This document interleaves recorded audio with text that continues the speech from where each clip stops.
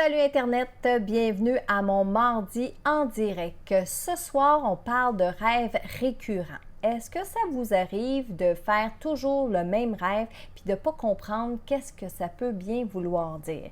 Est-ce que c'est la réalité ou est-ce que c'est prémonitoire ou est-ce que le subconscient veut vous faire comprendre quelque chose?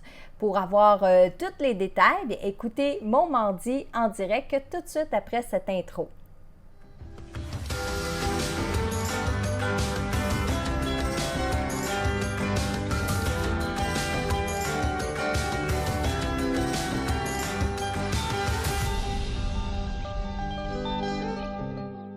Donc, je vous souhaite un beau bonsoir. Je suis contente de vous retrouver cette semaine. Je suis un peu sur le décalage horaire, je dois vous le dire. Oui, j'ai rechargé ma batterie pendant les quelques jours de vacances qu'on a eus. Mais je dois juste vous dire que ce soir, de revenir dans le bain avec vous, etc. J'ai couru toute la journée dans mes courriels, mes messages et merci de votre patience parce que ça va prendre encore quelques jours avant que je puisse toutes vous répondre. Je veux aussi vous dire que j'ai complètement pas eu de Facebook pendant les 10 dernières journées. En fait, je devrais dire les 12 dernières journées. Alors, je ne sais pas du tout ce qui a pu se passer sur Facebook cette semaine. Mais je suis de retour avec vous ce soir et je ne suis pas seule. Ce soir, j'ai encore Michel qui est avec moi. Bonsoir, Michel. Bonsoir tout le monde. Alors, mais oui, je suis vraiment contente de vous retrouver. Je vais vous parler, oui, je vous ai dit merci d'avoir été patient pour les retours de messages parce que ma belle Isabelle, imaginez-vous donc, elle a accouché le 25 septembre dernier d'un beau petit bonhomme, d'un beau petit garçon. Et comme c'est Isabelle qui devait s'occuper de mes choses pendant mes vacances, bien c'est sûr que oui, il y a un délai.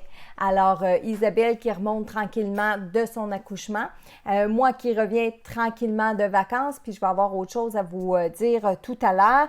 Mais en fait, encore mille merci d'être encore avec moi ce soir.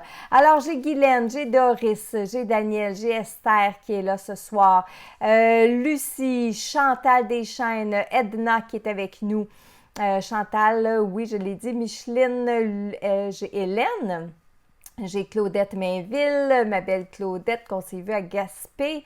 En Gaspésie, que je vais sûrement retourner l'été prochain. Manon Gravel, Marjolaine Lavoie, Jannick Martel qui est avec nous. Enfin, vous êtes plusieurs, vous êtes nombreux. Ce soir, on parle des rêves récurrents. Est-ce que ça vous arrive de faire le même rêve souvent?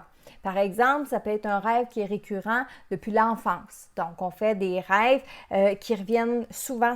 On les fait beaucoup dans la période d'enfance. Puis un peu plus, quand on commence l'âge adulte, il y a moins de rêves qui arrivent comme ça, mais qui peuvent revenir sporadiquement. Alors, la question que je vous pose ce soir, est-ce que ça vous arrive à vous de faire des rêves récurrents? J'ai mis ça ce midi.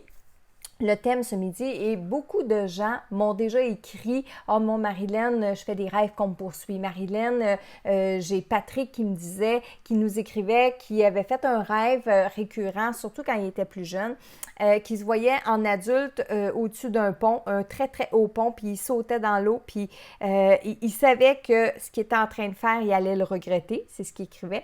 Et là, il se réveillait au moment où il était en train de se noyer. Mais il était un enfant, il disait qu'il avait 6-7 ans, puis il se voyait adulte. Alors, la question qui se posait, c'est est-ce que ça se peut que ce soit un rêve de vie antérieure? Puis oui, Patrick, ça se peut très bien que ce soit un rêve de vie antérieure qui revienne vous hanter. Parce que les rêves récurrents vont souvent nous hanter. Pourquoi on fait le même rêve à toutes les nuits? Qu'est-ce que ça veut dire? Et pourquoi ça nous poursuit? Pourquoi? Puis notez vos rêves. Je vous le dis parce que les rêves récurrents vont venir dans votre vie pour des raisons bien précises. On va les voir ensemble pour des raisons bien précises. Mais de les prendre en note, premièrement, ça va vous permettre de voir à quelle fréquence vous faites les rêves récurrents. Parce que vous allez peut-être dire « Oh, moi, Marilyn, je rêve à toutes les semaines. » Puis dans la réalité, c'est peut-être 2 fois par mois. Vous allez peut-être dire « Oh, ça fait longtemps que je n'ai pas fait ce rêve-là. » Et pourtant, vous le faites régulièrement à tous les mois. Vous allez voir aussi qu'il y a des rêves récurrents qui se font aux périodes de changement au niveau des lunes, que ce soit à la nouvelle lune, soit à la pleine lune. Donc, oui, il y a premièrement, quand on est à la période de la pleine lune, notre sommeil est plus agité, on manque des fois de sommeil, notre sommeil est plus court, notre sommeil est dérangé, mais c'est aussi une période où on va se rappeler beaucoup, beaucoup, beaucoup de nos rêves, qui est la pleine lune. Nouvelle lune aussi, la nouvelle lune, puis si on suit les cycles de la lune, justement, les rêves qu'on va faire en nouvelle lune sont des rêves pour nous préparer, parce qu'on le sait, hein, nouvelle lune, c'est la préparation, c'est les semences, la nouvelle lune. Donc, les rêves qu'on peut faire à la nouvelle lune peuvent nous préparer à certaines choses qui vont s'en venir pour nous dans les prochains jours, dans les prochaines semaines. Maintenant, les rêves récurrents. Hein, je vous demande si vous en faites, il y a des gens qui commencent à répondre, qui répondent oui, qu'il y en a qui disent qu'ils en font plusieurs. Continuez de répondre à la question, est-ce que ça vous arrive de faire des rêves récurrents? Tout à l'heure, il va y avoir une période de questions. Et comme à l'habitude, je vais vous demander d'écrire le mot « question » juste avant votre question. Comme ça va permettre à Michel de repérer les questions que vous demandez plus rapidement. On va lire vos commentaires, on peut lire vos expériences. Mais si vous avez une question, écrivez le mot « question » juste auparavant. Donc, sachez une chose, c'est que chaque rêve est le résultat d'un message que notre subconscient veut nous faire comprendre. Et là, je dis le subconscient et je vais dire aussi l'ange gardien parce que durant la nuit, c'est à ce moment-là que notre ange gardien va être présent avec nous. C'est à ce moment-là, durant la nuit, qu'il va nous dire si on est sur le bon chemin, qu'il va nous faire vivre des expériences, qu'il va nous rattraper en nous disant « Écoute, aujourd'hui, tu as fait telle chose, mais regarde, je vais te montrer en image, souvent symbolique, hein? Qu'est-ce que tu aurais pu faire? Qu'est-ce que tu devrais expérimenter? Quel est le résultat? » Les rêves vont servir de soupape d'évacuation. Donc, vous allez comprendre pourquoi dans certains rêves récurrents, il y a beaucoup d'émotions. Parce que les rêves, ça sert à ça, à évacuer les émotions, le trop-plein. Et souvent, ça va être des émotions que vous n'allez même pas avoir pris le temps de vous rendre compte durant la journée. Votre subconscient va vous faire rêver, va vous envoyer des messages codés avec des symboles pour vous faire comprendre des choses que dans la journée, vous avez pensé, vécu, réfléchi, puis que vous ne vous en êtes pas rendu compte. Vous savez, on a déjà fait des directs où est-ce que je parlais que dans une journée, on pouvait avoir 60, 70, 80 000 pensées dans une journée. OK? Donc, c'est beaucoup ça. Est-ce que vous êtes conscient de toutes ces pensées-là? Je pense pas. Si vous pratiquez la conscience, hein, l'éveil de conscience, si vous pratiquez les prises de conscience, peut-être que vous réalisez un petit peu plus les pensées qui vous traversent l'esprit. Si vous me suivez depuis plusieurs semaines, depuis plusieurs mois, je répète sans cesse que nos pensées créent. On est ce qu'on pense. Donc, vous êtes nombreux à prendre un peu plus conscience de vos pensées, de dire « Oh, là, tu vois, je suis en mode négatif. Oh, là, je suis en mode défaitiste. Oh, je suis en mode culpabilité. OK, je suis en mode je m'apitoie sur mon sort. » Alors, si plusieurs fois dans la journée, vous prenez le temps de prendre conscience de votre état, de vos émotions, de vos pensées, bien, dans votre rêve, ça va être beaucoup plus clair, ça va être beaucoup plus intéressant, ça va être beaucoup plus lumineux, ça va être beaucoup plus coloré. Mais si dans le courant de la journée, vous ne faites pas de prise de conscience, c'est-à-dire que vous faites métro, boulot, dodo, sans jamais vous arrêter à dire à quoi je suis en train de penser là. Bien, ça veut dire que le subconscient va se servir de ces moments-là que vous avez vécus dans la journée. Puis lui, il sait quand c'est intense pour vous. Et là, durant la nuit, bien, vous allez faire un rêve où ces symboles-là, ces situations-là vont revenir dans vos rêves. Et pourquoi ils vont revenir dans vos rêves? Parce qu'ils ont des choses, les symboles dans votre rêve, votre subconscient a des choses à vous faire comprendre. Et c'est la nuit qu'on est le plus réceptif parce qu'on se dépose. On dépose en fait notre corps physique. Hein? On se dépose et là, le subconscient, c'est comme s'il y avait le subconscient, l'intuition, tout ça, avait le chemin libre parce que le cerveau dort. Le mental, celui qui analyse, qui est logique, qui est prudent, lui, il va dormir. Tandis que notre âme va sortir de notre corps, puis va aller expérimenter des choses. C'est comme je vous ai dit tantôt, on retrouve notre ange gardien, il nous raconte des choses. Et là, le subconscient, qui est notre disque dur interne, mais on va voir des images. On reprend conscience avec notre âme à 100%. Et on va comprendre, grâce à des symboles, ce que la vie veut nous faire comprendre, ce que nos émotions, ce que notre corps physique veut nous faire comprendre, OK? Donc, je vous donne des exemples, OK? En fait, avant de vous donner l'exemple, je vais vous dire que votre subconscient, en utilisant les rêves récurrents, vous fait comprendre deux choses. La première, c'est soit que les rêves, ils reviennent constamment parce que vous ne les comprenez pas.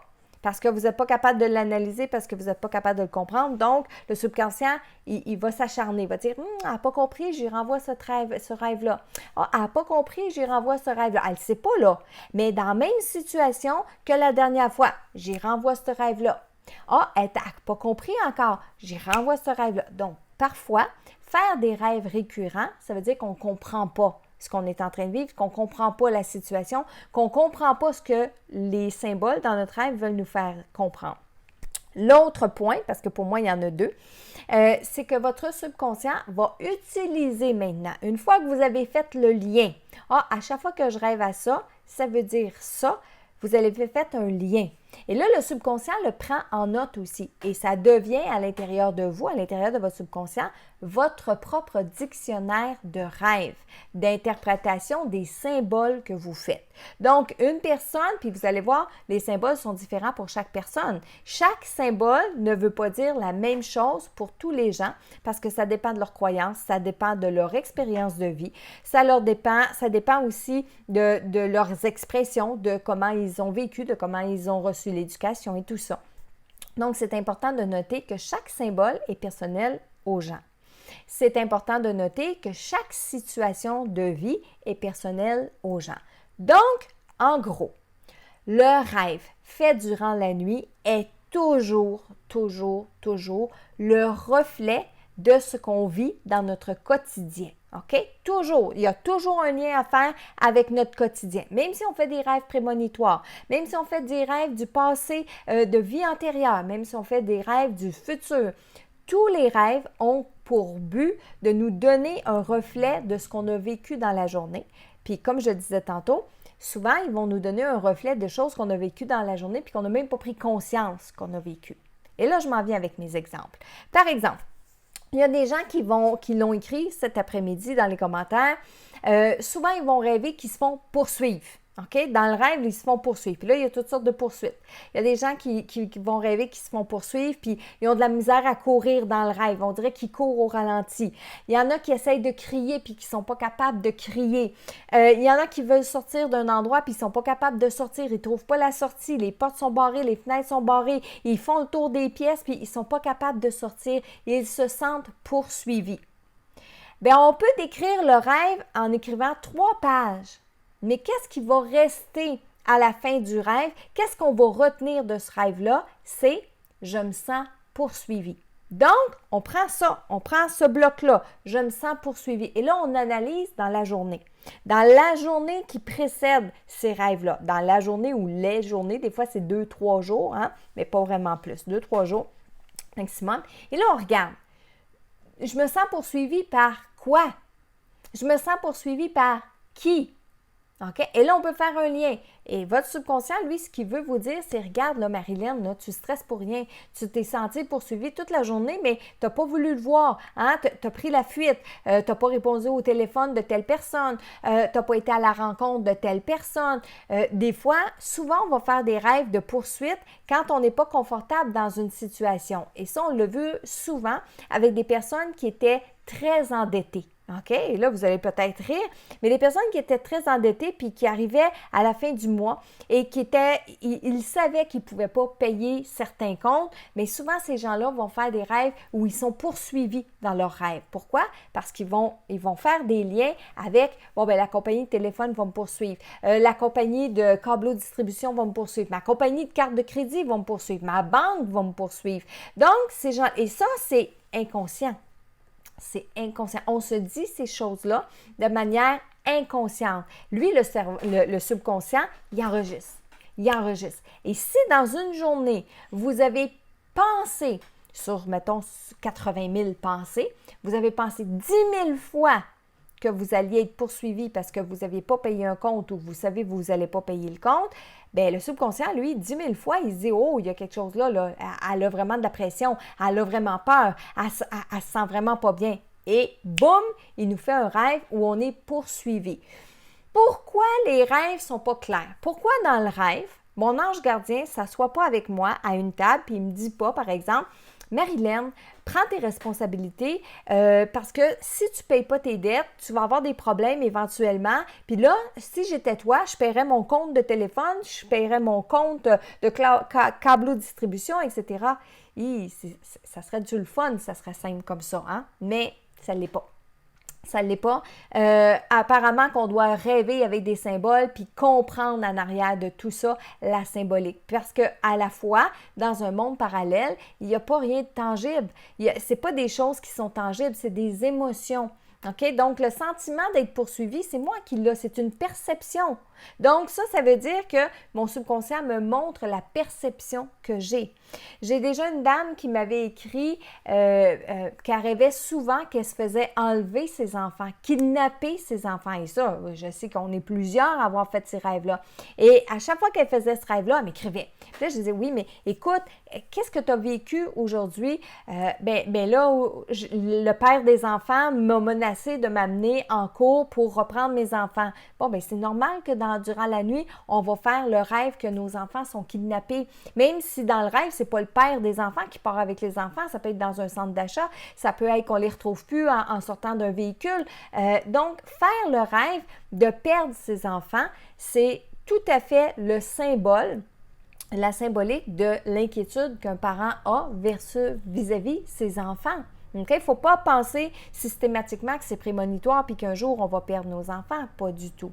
Alors, les rêves récurrents sont là, je vous le répète, pour dire deux choses. Soit vous faire prendre conscience de quelque chose que vous ne comprenez pas, soit qu'aussitôt que vous avez fait un lien, bien, il va utiliser ce même image-là, ce même rêve-là, parce que vous l'avez compris. Et là, je vais vous donner un exemple qui est personnel à moi. Quand je vous dis que chaque personne a ses propres symboles, a ses propres images, a ses propres expressions, croyances, interprétations. Il y a beaucoup de gens qui, il y a quelques années, quand j'avais ouvert ma page Facebook, ma première page Facebook, les gens me posaient des questions par rapport à l'interprétation des rêves. Et entre autres, une question qui revenait souvent, c'est « Marilyn, j'ai rêvé que je perdais mes dents. Qu'est-ce que ça veut dire? » Et là, je n'avais même pas le temps de répondre, que plein de gens répondaient « Ah, tu vas gagner de l'argent, va t'acheter un 649, il y a un chèque que tu vas recevoir par la poste. » Ça disait plein de choses liées à l'argent. Et moi, je ne comprenais pas, mais pourquoi qu'ils disent ça? Voyons donc, elle perd ses dents. Elle ne va pas gagner de l'argent. Si elle perd ses dents, ça va lui coûter de l'argent. Mais jusqu'au moment où quelqu'un me dise « Mais oui, mais Marilyn, c'est en lien avec la fée des dents. » Oh, la fée des dents. Quand on perd nos dents, la fée des dents vient nous porter de l'argent sous notre oreiller. Alors, beaucoup de gens qui ont été élevés de cette façon-là, bien, vont faire un lien. Je perds une dent, je gagne de l'argent. Donc, si depuis tout petit, on a cette croyance-là, bien, c'est normal qu'en grandissant, le subconscient, il a gardé cette expression-là, il a gardé cette image-là. Puis quand il sait que vous allez recevoir de l'argent, bien, il peut faire en sorte que vous ayez un rêve avec la symbolique de perdre vos dents. OK? Mais ça, c'est pas bon pour Marilyn parce que moi, plus jeune, la fée des dents n'est pas venue me visiter. OK?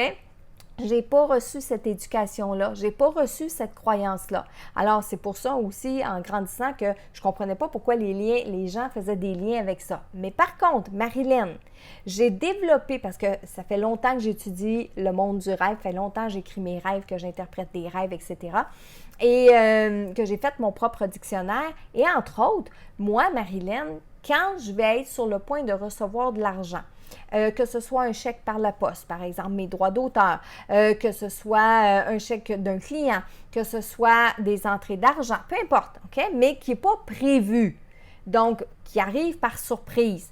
Bien, moi, dans mon rêve, je vais faire un rêve que je suis en train de faire une commande. Donc, je suis dans un supermarché, je suis dans une boutique et je sais que je vais recevoir de l'argent quand je prends mes articles, je les mets sur le comptoir pour passer à la caisse. Aussitôt que mes affaires sont comptées à la caisse, je sais en me réveillant, j'ai fait un rêve que j'étais au marché, je passais à la caisse, oui, je vais recevoir un montant d'argent. Mais si je ne passe pas à la caisse, je ne reçois pas de montant d'argent. Aussi drôle que ça. Puis ça s'applique à Marilyn.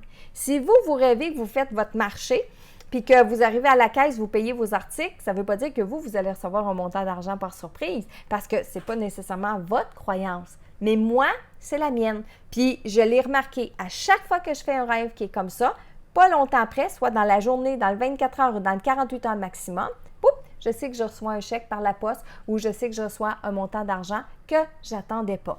Mais ça, on le développe. On le développe en comprenant nos rêves puis en réalisant OK, j'ai fait ce rêve-là, ça veut dire telle chose.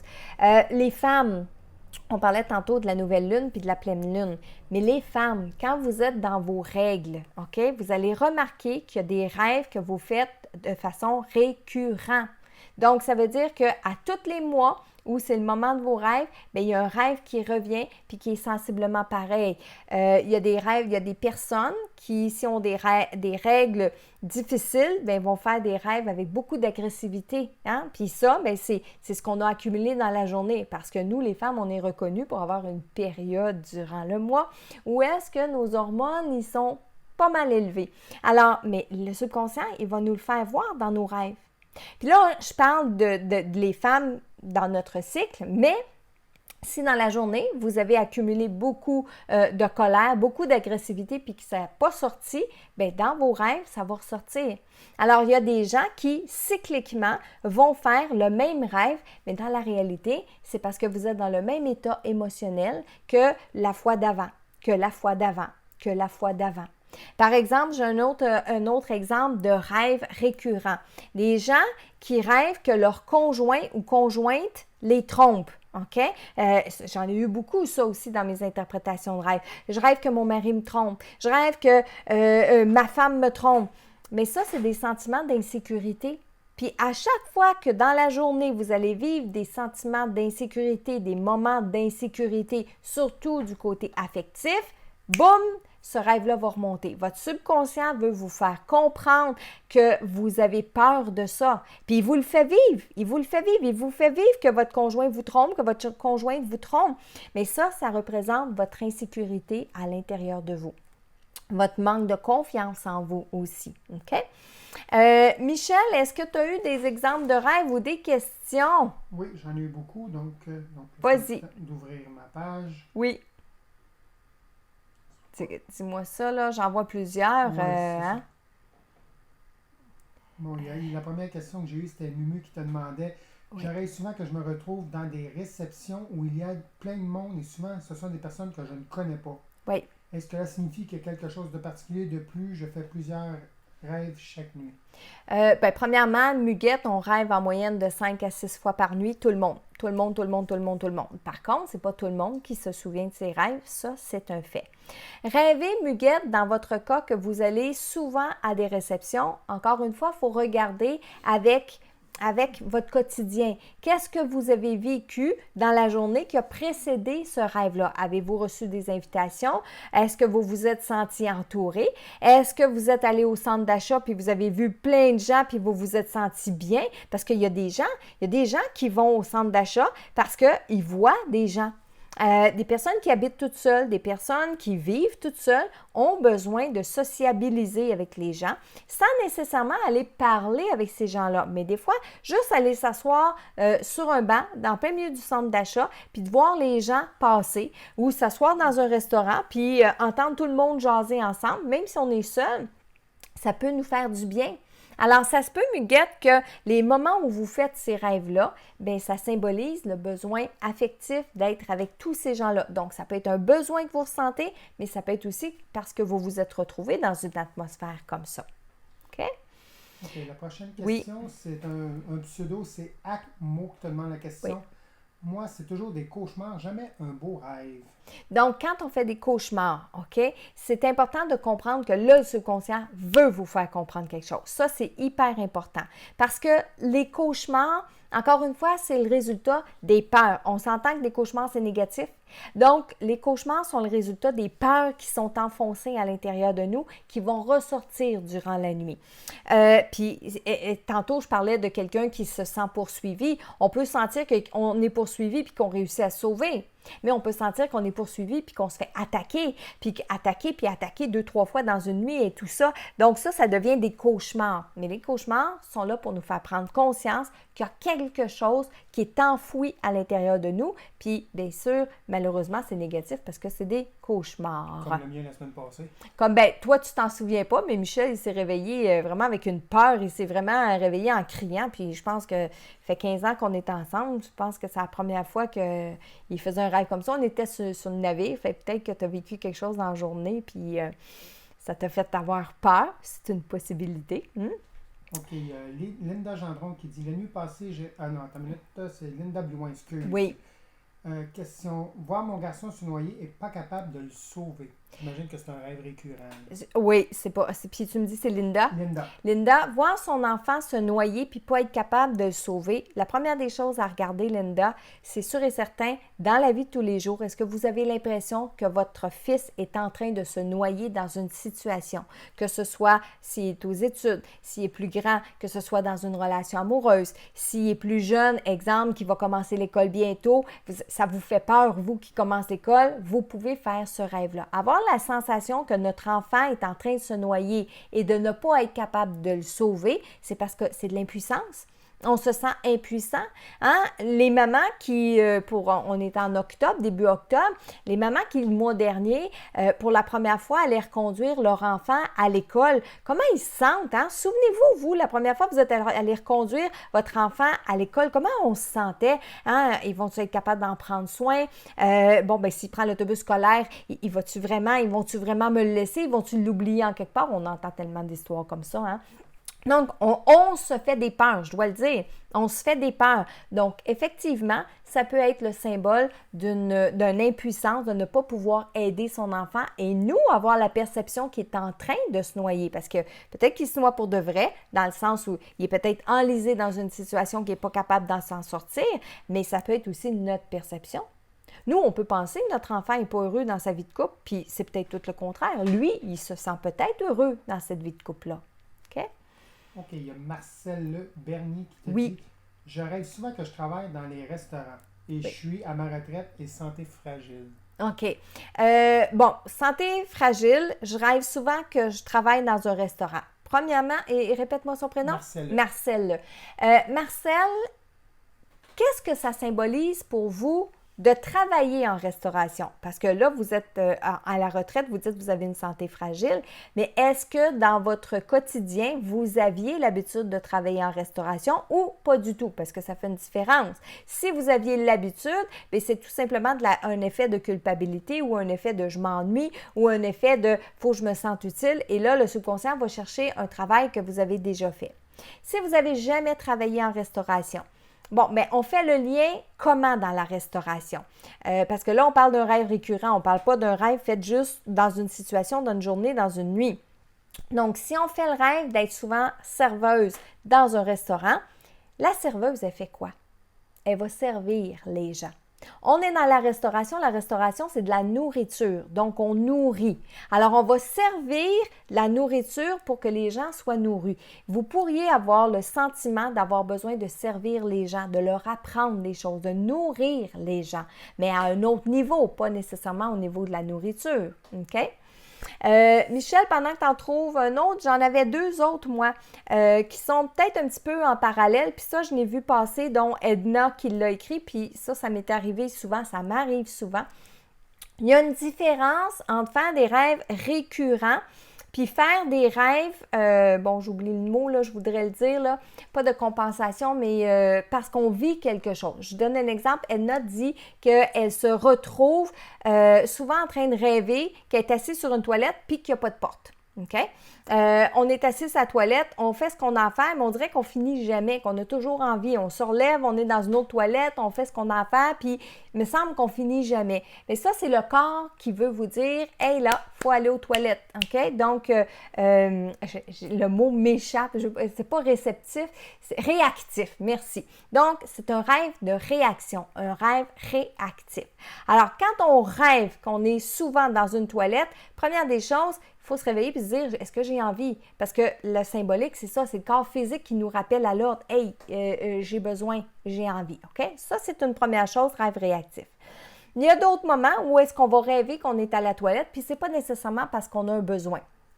Tout comme, et là, je fais le lien avec l'autre rêve, rêver qu'on est nu dans notre rêve. OK? On est dans une salle, puis on est nu. Des fois, c'est le haut du corps qui est nu. Donc, on a les seins à l'air. On a le bas du corps qui est nu. Des fois, c'est juste le bas du corps.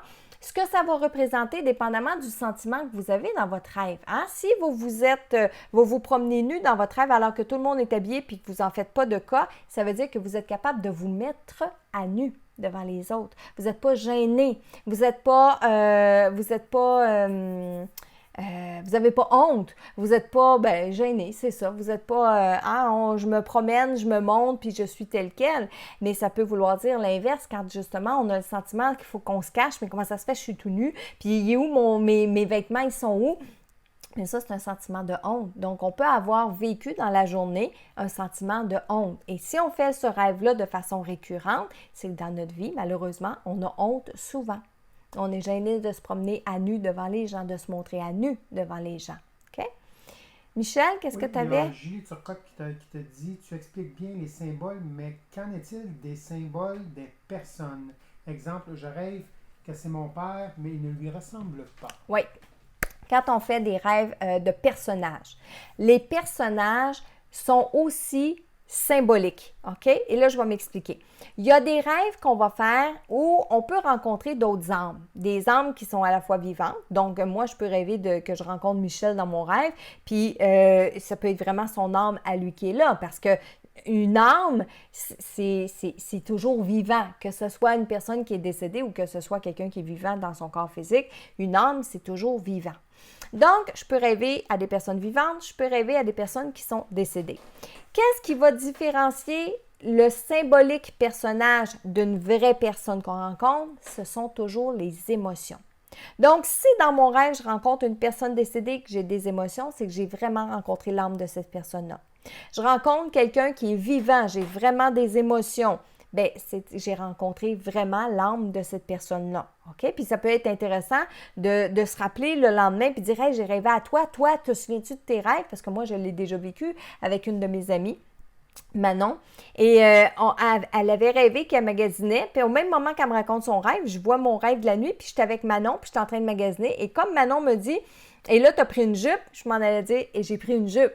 Donc, on était conscientes dans le même rêve. On a fait le même rêve et quand on s'est réveillé, on se souvenait du même rêve.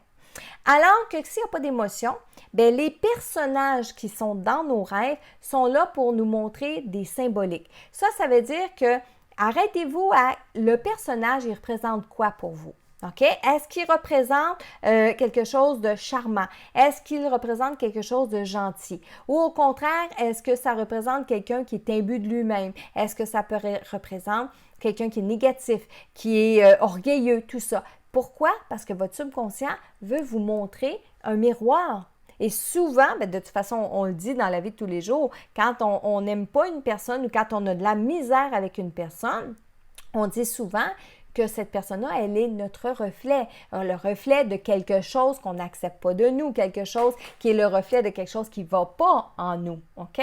Mais les rêves, c'est la même chose. Alors là, si je comprends bien, dans le rêve que vous me racontiez, que vous me disiez, vous disiez, je savais que c'était mon père, mais c'était pas l'image de mon père. Alors, encore une fois, ça peut être le subconscient qui va trafiquer l'image, dépendamment de l'émotion. Donc, si dans l'émotion, je suis convaincue que c'est mon père, mais que c'est pas son image, de toute façon, les défunts de l'autre côté, ils n'ont plus de corps physique. Donc, ça peut très bien être votre père. Mais d'un autre côté, s'il n'y a pas d'émotion, vous dites « je pense que c'est mon père » ou « il fait passer pour mon père, mais ce n'est pas son corps physique », bien ça veut dire que j'ai un sentiment d'imposteur, quelqu'un fait un imposteur. Tu sais, j'ai eu dans la journée quelqu'un qui m'a conté quelque chose, puis je ne l'ai pas cru, je n'ai pas eu confiance en lui. Il porte un masque. OK? Ça peut être des choses comme ça. Des fois, on a besoin de creuser un peu plus loin, là, hein? C'est sûr. OK, ensuite, qu'est-ce qu'on avait? Question, Vas-y. Je l'ai pas sur le fly. Il y a Lynn Bertrand qui te demande, est-ce vrai que lorsqu'on rêve à des personnes décédées, c'est qu'ils ont besoin de prière? Ça dépend. Ça dépend de la sorte de rêve qu'on fait. Si on fait un rêve où nos personnes décédées sont tristes, sont fâchées, ne réalisent pas qu'ils sont décédés, sont encore malades, ont froid, à ce moment-là, je vais vous dire oui. Oui, ça veut dire que nos défunts viennent nous voir pour nous dire qu'ils ont besoin de nos prières, qu'ils ont besoin qu'on leur allume des chandelles, qu'ils ont besoin qu'on pense à eux et tout ça. Maintenant, si je fais un rêve avec une personne décédée puis que j'ai du plaisir, je m'amuse, il y a beaucoup de lumière, je me sens bien, je me réveille même si j'ai le cœur gros, je me sens bien, je suis contente d'avoir vécu ça, ben non, la personne décédée n'a pas nécessairement besoin de prière. Donc, c'est ça la différence. Donc, ça dépend comment le défunt va se représenter à nous dans notre rêve. Vas-y. Oui, il y a José Brulotte qui dit, il y a quelques semaines, j'ai rêvé que je brûlais vive. Le lendemain, j'ai eu la peau légèrement rougeâtre et qui chauffait toute la journée. J'ai eu vraiment peur. Oui, bien ça, là, ça veut dire que le subconscient, il a mis de la pression pour que vous compreniez le rêve. Puis vous savez quelque chose, hein? Quand on rêve la nuit, souvent, moi, j'ai dit, qu'est-ce qui est la vraie vie réelle? Sais-tu quand on est réveillé sur le plan physique dans la 3e dimension, que je touche à tout, là, puis que je vois tout avec mes yeux physiques? C'est-tu ça, la vie réelle? Ou c'est la nuit, quand on est 100% de retour à notre âme, qu'on évolue dans un monde qui n'a pas de limite, qui n'a pas de distance, qui n'a pas de temps, toutes ces choses-là n'existent pas. C'est quoi qui est la vraie réalité? C'est-tu plus ici ou c'est plus quand on est à l'état de rêve? Hein? La question, elle se pose.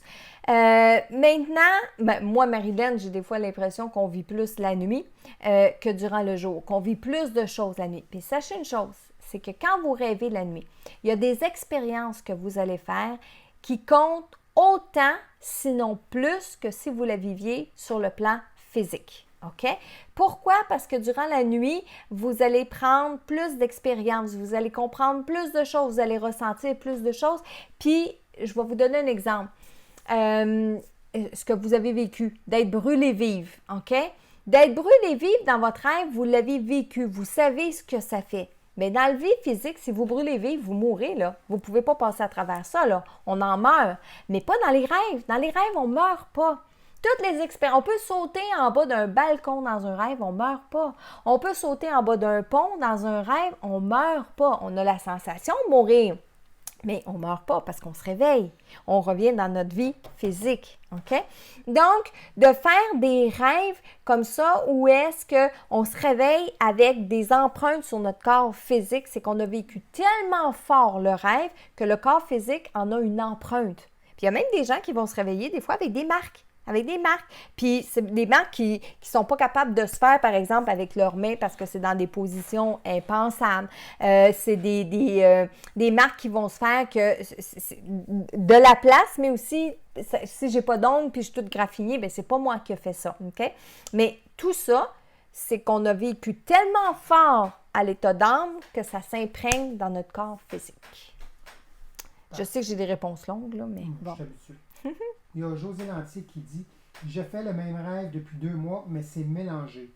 Ça n'a pas de suite. Je suis avec une personne dans une pièce et quand je me tourne, je suis avec une autre personne dans une autre pièce, dans une autre journée. Rien se suit. » OK.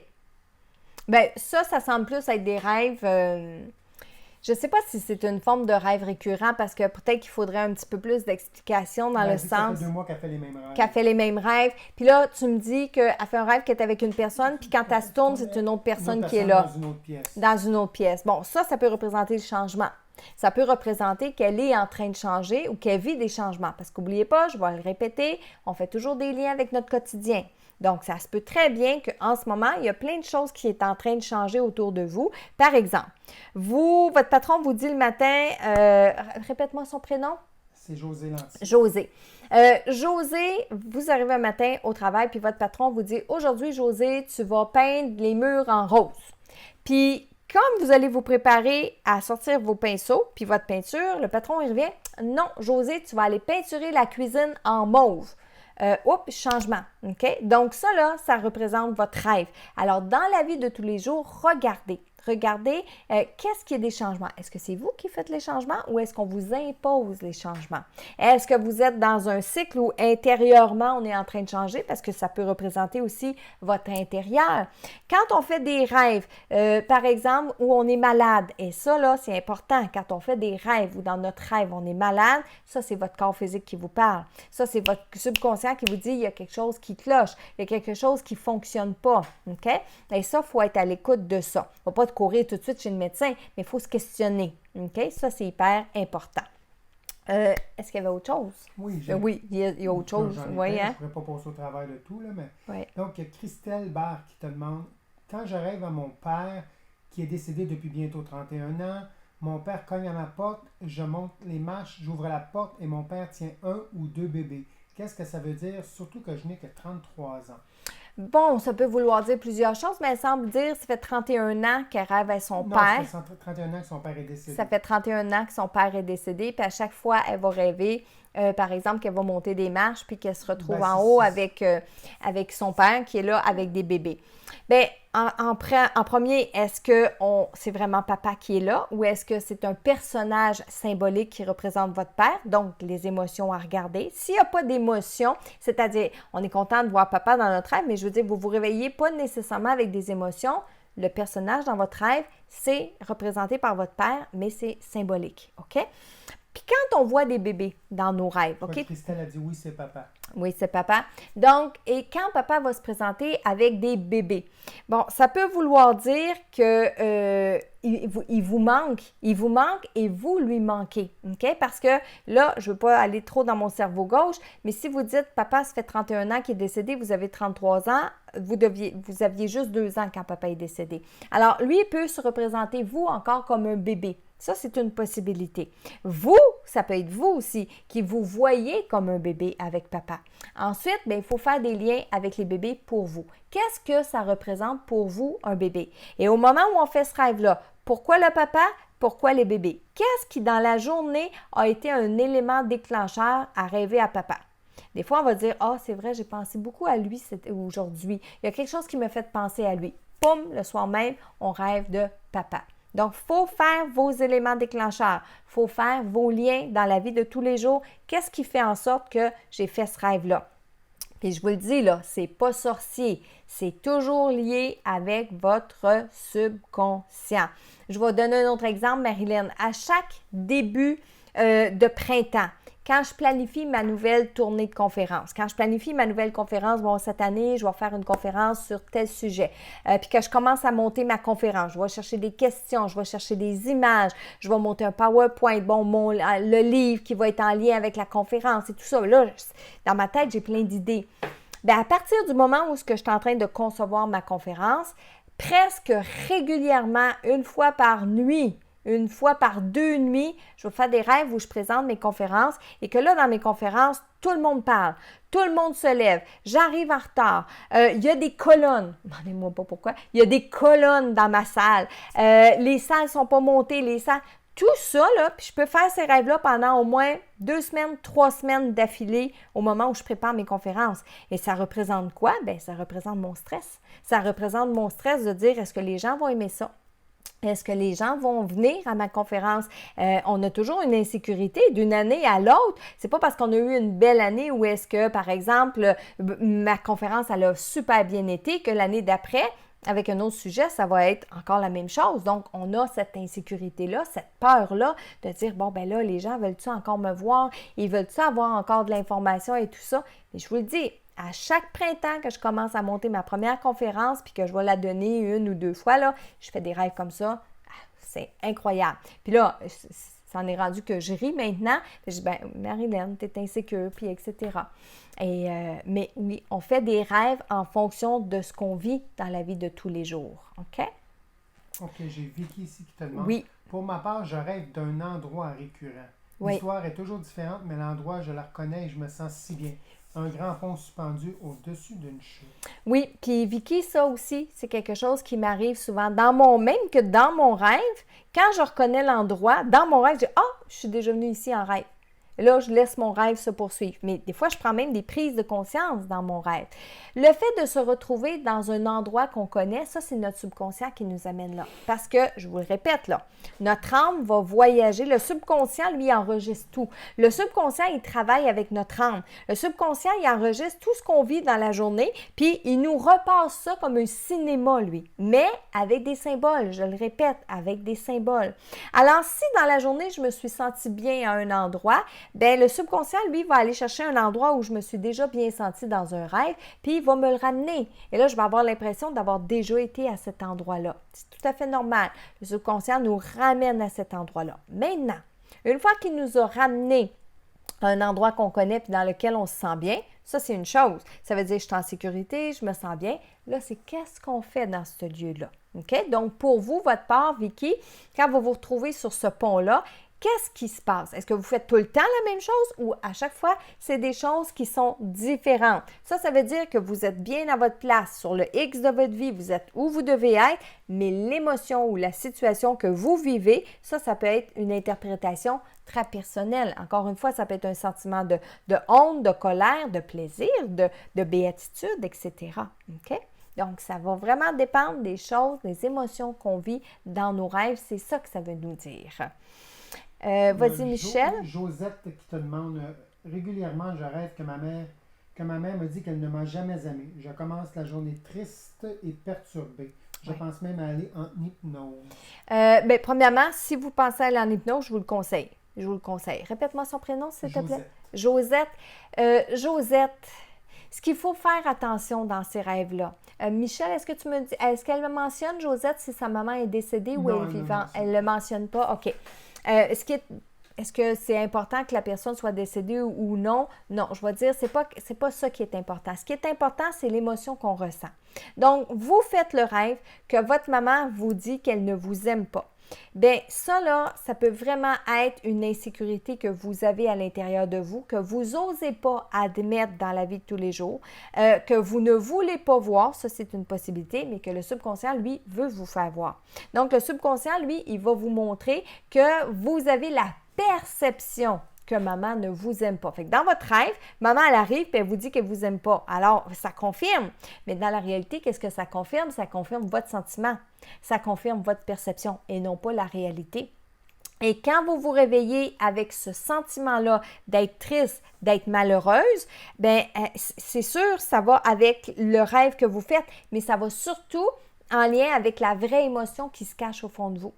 Alors ça, le subconscient, il la remonte, il la ressort, il la met à jour. Puis il la met à jour avec un film, un cinéma, une séquence, une vidéo. Puis dans la vidéo, bien, maman, elle vous dit qu'elle ne vous aime pas. Alors vous vous réveillez avec cette émotion-là qui est à fleur de peau. Mais dans la réalité, c'est pas le rêve qui a provoqué l'émotion. L'émotion, elle était là, mais elle monte juste au-dessus. Alors oui, je vous conseille, Josette, d'aller consulter en hypnose pour aller savoir pourquoi vous avez cette émotion-là, pourquoi vous avez cette perception-là, pourquoi vous avez ce sentiment-là. OK? Et ça, c'est important. Fait que oui, allez-y. Allez-y pour aller voir un peu plus loin. OK, il y a Guy qui te demande, oui. Est-ce qu'on peut faire des rêves récurrents pendant un certain temps? Oui, juste pendant un certain temps parce que, en fait, encore une fois, le subconscient, il veut vous montrer ce que vous vivez pendant ce certain temps-là. Comme je disais tantôt, il y a des gens qui vont faire des rêves récurrents de leur enfance jusqu'à aujourd'hui. Puis de récurrence dans le sens que ça peut arriver une fois par semaine, une fois par mois, une fois par année même. OK? Mais ils font ça depuis qu'ils sont tout petits. Puis il y en a d'autres, bien, c'est juste pendant des courts laps de temps. Mais là, c'est là que je vous dis, Guy, d'aller faire des liens avec ce que vous vivez dans la vie de tous les jours. Alors, si en ce moment, vous faites un rêve, par exemple, depuis les 3-4 derniers mois, vous faites un rêve que vous perdez des choses. Vous perdez des gens, vous perdez votre maison, vous perdez votre voiture, bien, peut-être qu'au travail, vous avez le sentiment qu'il va y avoir des mises à pied, peut-être que vous entendez des rumeurs, peut-être que c'est une insécurité non fondée, mais le subconscient, lui, il va la sortir. Il va la sortir parce que c'est son rôle. C'est son rôle de faire en sorte que tout ce qu'on vit, qui est pogné dans notre subconscient, pouf, il va sortir sous forme d'évacuation, de soupape d'évacuation, d'échappatoire, puis d'image. OK? Michel, est-ce qu'on en a une autre? Oui, il y avait Linda Laflamme qui disait, c'est drôle que tu aies dit ça, là. Question, je cherche ma voiture. Dans Oui. rêves, elle cherche souvent sa voiture. Bien, puis oui, on cherche souvent sa voiture. Sa voiture, c'est quoi? C'est un moyen de se déplacer. Alors, si dans la vie de tous les jours, vous focussez sur votre voiture, ça veut dire qu'il y a vraiment un lien à faire avec votre voiture. Si dans la vie de tous les jours, vous ne focussez pas sur votre voiture, la voiture devient votre véhicule de déplacement. Donc, vous vous déplacez. Exemple, ça va nous arriver souvent de rêver qu'on conduit une voiture puis qu'on n'est pas capable de freiner. Ou quand on freine, on a l'impression qu'on a les pieds dans le fond puis que la voiture continue d'avancer. Bien, ça veut dire que dans la vie, on a de la misère à s'arrêter. Là, le subconscient est en train de dire « Hey là, arrête-toi, garde, tu as de la misère à t'arrêter. » Donc ça peut vouloir dire ça. Quand on est dans notre voiture et que c'est pas nous qui conduisons, c'est une autre personne puis qu'on n'a pas le contrôle, bien ça le dit, on n'a pas le contrôle de notre conduite dans notre vie. Ça veut dire qu'on se fait mener par le bout du nez par d'autres personnes qui nous entourent. C'est souvent ça aussi que ça veut dire. Les maisons, OK? Quand on rêve qu'on est dans une maison qu'on connaît, la maison de notre enfance, la maison chez nos grands-parents, souvent les maisons, ça a une symbolique un peu universelle qui va représenter notre intérieur, OK? Et là, on va pousser un peu plus loin. Quand je dis que ça représente notre intérieur, si vous êtes dans une maison, c'est tout à l'envers, bien, ça veut dire qu'à l'intérieur de vous, vos pensées, votre intérieur, vos émotions, c'est tout à l'envers. Quand je dis on va pousser un peu plus loin, chaque partie de la maison a sa propre interprétation, sa propre symbolique, si on veut. Par exemple, dans la cuisine, vous faites des rêves où vous êtes dans la cuisine. La cuisine, elle représente quoi? Au niveau des Québécois, par exemple, la cuisine, elle va représenter l'endroit où on se réunit tous, les frères, les sœurs, les grands-parents, les parents, tout ça. Et on est dans la cuisine, puis on se parle, on peut jouer aux cartes, on se réunit. Quand on est au salon, c'est quand on reçoit des gens qui sont de la visite un peu plus, qui est différente. C'est pas de la visite qu'on reçoit souvent. C'est pas les gens qui sont proches. C'est des gens qui sont un petit peu éloignés, des connaissances. On va les recevoir dans notre salon. Alors, si je fais un rêve que je suis dans mon salon, ça veut dire que c'est dans mes connaissances qu'il faut que je vérifie. C'est dans les gens qui sont un peu plus loin. Si je suis dans la cuisine, par exemple, bien, c'est dans mon entourage proche. Si vous faites des rêves où vous êtes dans la salle de bain, le rêve se passe dans la salle de bain, ça, c'est votre intimité personnelle. Si vous faites un rêve où vous êtes dans le grenier ou dans le sous-sol, bien, c'est souvent des choses qui se passent dans notre tête. Si on est dans la chambre à coucher, on fait un rêve dans notre chambre à coucher, bien ça représente notre vie de couple. Donc, chaque partie de la maison peut être interprétée avec un lien avec lequel nous, on va se fondre avec, encore une fois, comme je disais tantôt, notre éducation, nos croyances et tout ça. Donc, souvent, la maison va représenter notre intérieur, va représenter un espace dans lequel soit on est bien, soit on a vécu des belles choses, ou soit au contraire, on n'est pas bien pour ne pas vécu des belles choses. Michel, est-ce qu'on en prend une petite dernière? J'en avais une belle, mais quand même assez longue. Je vais te laisser la répondre en privé ou je la fais? Ben vas-y, fais-la. OK, il y a Franck Dumas qui te demande « Les sentiments face à ce que l'on rêve sont réels. Est-ce normal que je n'ai plus de mémoire de rêve en me réveillant le matin?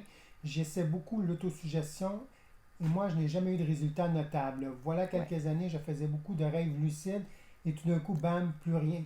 Ou si j'ai déjà rêvé qu'une personne que je connaissais pleurait et quand je me suis réveillé en plein milieu de la nuit, que je l'ai appelée, elle pleurait comme je l'ai entendu. Oui. J'aimerais aussi savoir si c'est possible de développer ça. Ça, c'est Frank, hein? Frank. Il y avait d'autres choses aussi, là, mais là, je vais arrêter là parce que c'est... C'est correct.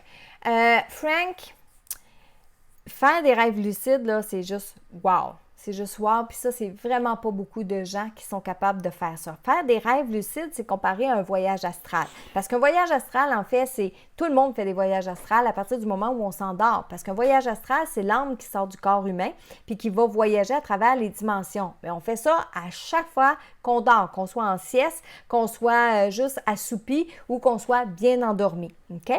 Mais faire un rêve lucide, c'est être conscient qu'on est en train de rêver.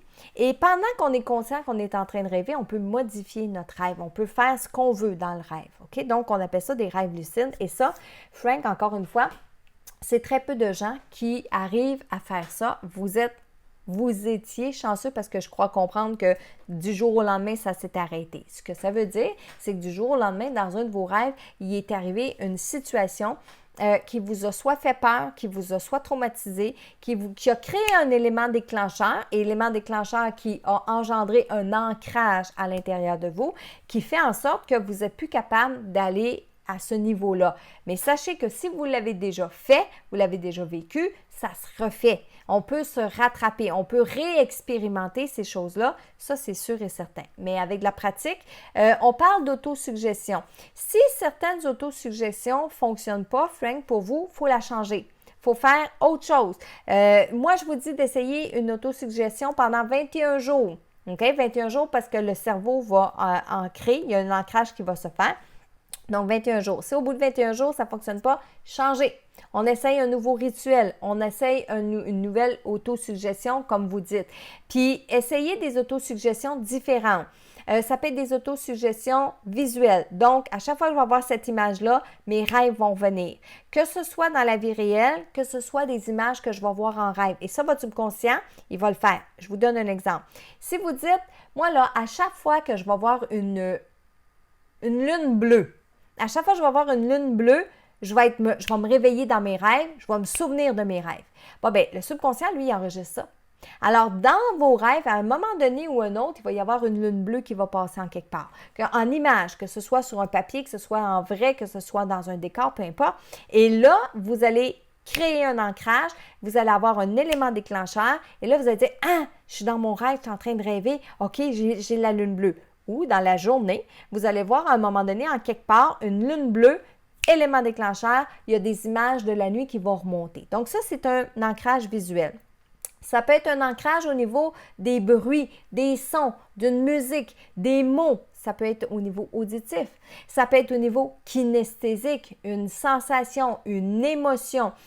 Kinesthésique, par exemple, avant de vous coucher, vous allez dire « Je bois la moitié du verre d'eau. Demain matin, à mon réveil, quand je vais boire l'autre moitié, je vais me rappeler de mes rêves. » Dans la réalité, là, c'est pas l'eau qui va vous donner le rappel de vos rêves. C'est le rituel, c'est le geste que vous allez poser. C'est qu'en vous réveillant demain matin, la première chose que vous allez voir sur votre table de chevet, c'est votre verre d'eau. Vous allez prendre le verre d'eau dans votre main, puis vous allez commencer à le boire, et ça va être l'élément qui va déclencher la mémoire du rêve. Et là, on va se rappeler de nos rêves. Donc, Frank, oui, ça peut revenir ça. Puis on peut le pratiquer, puis on peut aller plus loin. Il y a tellement d'expériences à faire avec les rêves. Par exemple, on parle des rêves lucides. J'en ai pas fait souvent, moi, des rêves lucides. Puis pourtant, Dieu sait que je rêve beaucoup, je note mes rêves. Même que c'est rendu en dernier, j'écrivais plus mes rêves parce que dans mon rêve, j'interprétais mon rêve.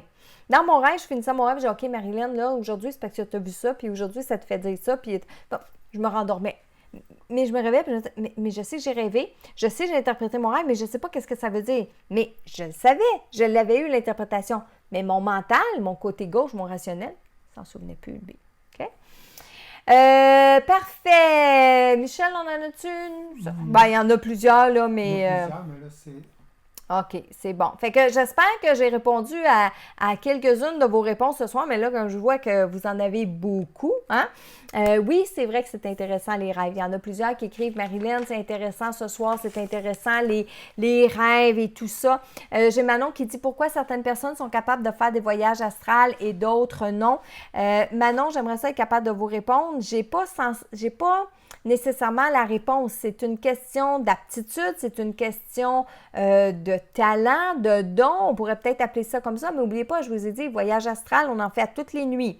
Ce qu'on catégorise de voyage astral, c'est ceux qui disent qu'ils sont capables de se voir sortir de leur corps, qui voient chez le voisin que la personne était couchée de telle façon et de telle façon. Mais en fait, ce sont des rêves où on devient lucide dans nos rêves, où on est conscient dans nos rêves. On pourrait appeler ça des rêves conscients aussi. OK? Donc, mais ça se travaille, ça s'apprend. Il y a des méthodes qui sont faites pour le développer. Moi, je n'y suis pas parvenue encore avec des méthodes de vraiment m'installer puis de dire, OK, je me sens sortir de mon corps puis je décide consciemment de faire telle ou telle chose. Non, ça m'est déjà arrivé de me réveiller dans mes rêves et dire, « Oh, je suis en train de rêver. » Puis là, je me regarde les mains, puis etc. Puis là, je passe ma main à travers les murs. Je fais des expériences, ça dure 10 secondes. Puis j'ai tellement d'émotions que je me réveille. Parce qu'aussitôt qu'on a beaucoup d'émotions dans notre rêve, fini, on vient dans notre corps physique. C'est fait comme ça. Donc, je voulais vous dire que cette semaine, c'est la toute dernière conférence que je donne pour cette année. Et si un défunt voulait vous parler, les signes que les défunts nous envoient quand ils veulent se manifester à nous, comment on fait pour savoir c'est qui est là avec nous, comment on fait pour comprendre ce qu'ils veulent nous dire. C'est la dernière chance d'assister à cette conférence-là pour cette année et ça va être à Laval, jeudi le 3 octobre, donc jeudi de cette semaine à 19h30. Et ce qu'il va y avoir de spécial aussi à cette même journée-là, c'est que je fais le lancement de mon tout nouveau livre qui, ceci dit en passant, j'ai parlé avec mon éditrice aujourd'hui et on m'a appris que mon livre était déjà en réimpression, surtout parce que du côté de la France, il y a énormément de gens qui ont commandé le livre, qui ont demandé dans les librairies à avoir mon livre. Donc, ici au Québec, il a fallu qu'ils réimpriment le livre. Donc, ça, c'est une super de bonne nouvelle. Puis, merci parce que j'ai vu des commentaires passer, même si je vous ai dit que je n'ai pas été sur Facebook. Aujourd'hui, j'ai vu quelques commentaires passer de gens qui ont déjà été chercher le livre, qui l'ont déjà lu et qui l'ont déjà apprécié. Mais sachez que jeudi de cette semaine, le 3 octobre, de 6h à 7h, donc juste avant la conférence à Laval, je vais faire une séance de signature, je vais faire une petite allocution sur le livre, etc. Et en même temps, j'ai eu la réponse positive. Vous savez, j'ai sorti le coffret pour communiquer avec vos défunts. Bien, cette année, j'en sors 2 autres. Un, c'est pour communiquer avec son ange gardien et l'autre, c'est un oracle. Un oracle pour vous permettre je vais dire en bon québécois, de vous tirer aux cartes, OK? D'être capable d'avoir des réponses à vos questions très terre à terre, à savoir ce qui vous attend dans la journée, à savoir ce qui vous attend dans la prochaine année, etc.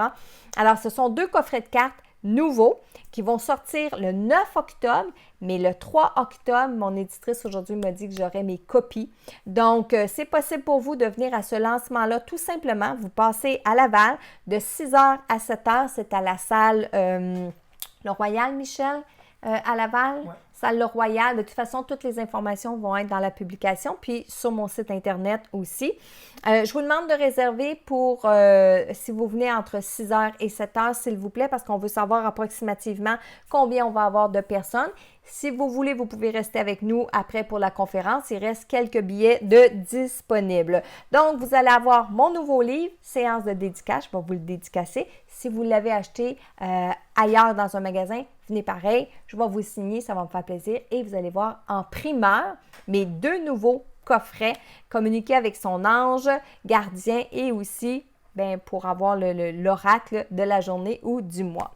Ce soir, exceptionnellement, il n'y aura pas de message de défunt parce que je ne me suis pas remis encore du décalage que j'ai fait. Puis pour canaliser des défunts, il faut être bien au niveau des énergies. Je reprends le dessus, bien surtout que ce soir je parle avec vous puis ça me donne plein d'énergie, mais il n'y aura pas de message ce soir et aussi pour me préparer jeudi il va y avoir des messages pendant la conférence. Vous savez, je donne des messages à tous les jours sur Instagram puis aussi sur YouTube. J'ai fait relâche depuis que je suis partie en vacances parce que je ne pouvais pas faire les messages pendant que j'étais en vacances et je dois vous dire que les défunts ont hâte que je recommence aussi parce que hier soir, je les sentais très présents avec moi. Mais aussi pour vous dire que le prochain Facebook Live va avoir lieu le 22 octobre ou le 29. Je ne sais pas encore parce que vendredi matin, je m'en vais à l'hôpital pour subir une opération. C'est rien de grave, mais c'est quand même majeur, ce qui va me demander un bon 2 semaines à 3 semaines de convalescence par la suite. Donc, c'est vendredi de cette semaine. Alors, après ça, je ne serai pas disponible pendant les 2 à 3 prochaines semaines pour venir vous répondre sur Facebook. Fait que je vais être obligée de vous demander encore de la patience puis de la compréhension. Puis, autant pour les messages que je donne sur YouTube et autant pour les messages sur Instagram, ça va aller maintenant à la fin du mois. Mais je vous le dis, je vais recommencer tous les jours, je vais aller canaliser les messages de vos défunts par rapport aux photos que j'ai reçues. Inquiétez-vous pas, je vais recommencer à faire ça parce que j'aime ça, faire ça. Mais là, je vais vous demander de la patience et de la compréhension parce que pendant la période de convalescence, anesthésie générale et tout ça, bien, je ne serai pas en état de canaliser les défunts. Alors, prochain Facebook Live le 22 octobre si ma convalescence se passe bien. Sinon, bien, ça va aller au 29 octobre. Mais je vais vous revenir en pleine forme, mieux que jamais. Et d'ici ce temps-là, bien, je pense fort, fort, fort à vous. Et je vous dis et je vous souhaite une belle fin de soirée. Bye, bye!